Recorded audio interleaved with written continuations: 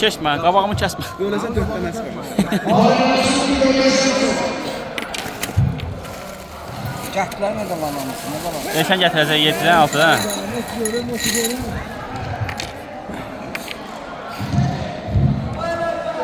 Kesin Fakir müəllim, kesin. Hazırlaşsın bu görüşten sonra. Hasan Hüseyin, Mustafa Eyvallah. Hasan Hüseyin, Mustafa Eyvallah bu görüşten sonra.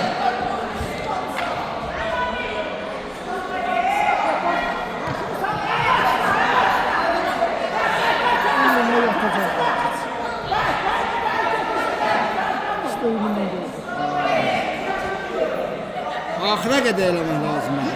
Boyundur. Oğlum da yok da, ben ne böyle olursun ya. Oğlun da Oğlum da yıkmalıydı da. Kol yıkılmalı. Ay kardeş kol yıkılmalı. Ya.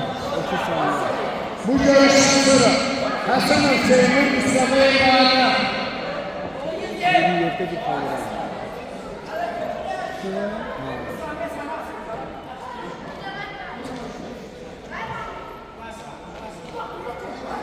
Başarmış bir diye çaktırabilirim. Ayşe, Mahmut Kaptan'dan mı yaşadı? Anladık götürmeli. Kökələ yıkılır.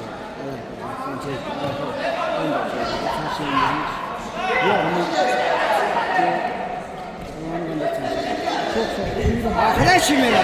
Rəhbər Axıra ifade kimi? olun. Spor özellikle 8 lira sevdiğim işte. Nasıl seviyorsan. Yok mu? Verdi abi niye? Verdi. Yok mu? Pasiv vermiş. Pasiv verdi. Kime verdi? Rəhbərə verdi.